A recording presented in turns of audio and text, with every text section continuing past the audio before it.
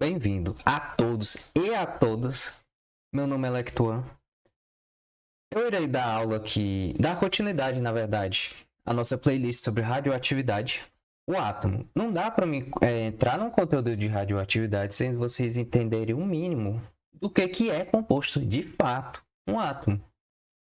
Um átomo ele possui prótons, que são partículas com carga positiva. Aqui na imagem, nós temos essas duas esferas azuis, que são os prótons. Essas duas verdinhas aqui são os nêutrons.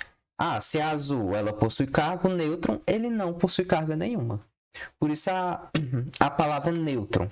Porque ele é neutro, ele não tem uma carga, ele nem é positivo, mas também não é negativo. Fora isso, ao redor do núcleo, nós temos a eletrosfera, que é onde orbitam os nossos elétrons. Então, nós temos um elétron aqui e outro aqui. Recapitulando, o núcleo do átomo possui prótons e nêutrons, e ao redor do núcleo, onde está a eletrosfera, nós temos os elétrons. Sendo mais específico, esse átomo aqui que eu trouxe, que é um dos mais simples que possui a tabela periódica, é o hélio. Só que para mim não ficar desenhando partículas, porque é uma forma até mesmo primitiva de você fazer isso, porque o pequeno elemento você consegue, sem problema nenhum. Agora, se você fala de um elemento que é muito grande, ele é extremamente complexo, aí já fica desgastante, porque imagina um átomo que tem 30 prótons, 30 nêutrons, não sei tantos elétrons, fica grande demais, então não compensa. Então o que a gente faz? A gente coloca a sigla do respectivo elemento. Aqui em cima nós colocamos o número de massa. O que é um número de massa? É a quantidade de prótons mais a quantidade de nêutrons. Retornando aqui, se a massa é prótons mais nêutrons, aqui eu tenho 2 prótons mais 2 nêutrons, então o número de massa desse elemento em específico é 4. Ok, eu entendi, professor, o que é o número de massa. Mas eu não entendi o que é esse daqui de baixo. Por que só prótons? Porque aqui embaixo a gente vai levar em consideração não mais os nêutrons, mas somente os prótons. Quantos nós temos aqui no hélio? 2 prótons. Então, nós teríamos como número de massa do hélio aqui 4, porque é prótons mais os nêutrons. E embaixo só o número de prótons, que é 2. E a sigla do elemento hélio seria o He. Eu trouxe esse exemplo aqui genérico porque ele se aplica a todos os elementos da tabela periódica. Basta substituir o número respectivo da massa, basta substituir o número respectivo de prótons e a sigla do elemento. Entendido isso, a gente pode dar continuidade. Falando sobre os isótopos radioativos. O número de prótons, eu poderia dizer que é a identidade do átomo. Porque os átomos, por exemplo, de carbono, todos eles vão ter 6 números de prótons. Só todos. Porque se eu altero esse número, eu estou alterando a identidade do átomo. Ou seja, já não vai ser mais carbono. Se eu tiro um aqui, já vira outro elemento químico.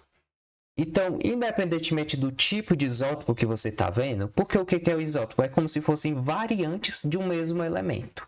Assim como nós temos animais, por exemplo, nós temos cachorros, mas existem espécies de cachorros dentro daquela categoria. Os elementos químicos são similares. É tudo carbono, mas nós temos umas diferenças. Lembrando, recapitulando, na verdade, que o número de prótons ele é constante, ou seja, ele é igual para todos os tipos de carbono. Porém, o número de massa ele se altera.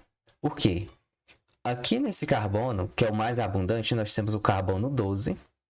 E aqui esse menos abundante, que é o carbono 14, que é um isótopo radioativo. Se aqui é prótons e aqui é prótons mais nêutrons, Para me saber quantos nêutrons tem nesse núcleo, é só eu subtrair 12 menos 6. Porque eu vou estar removendo a quantidade de prótons. E o que sobra é o quê? Os nêutrons.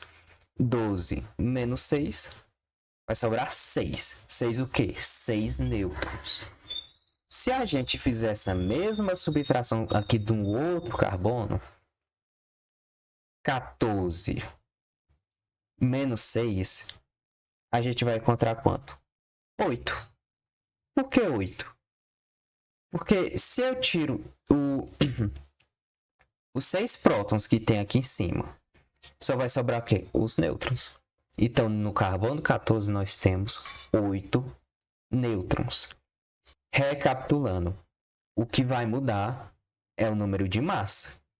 O número de prótons permanece normal. Entendido isso, para finalizar essa aula, eu pretendo dar continuidade.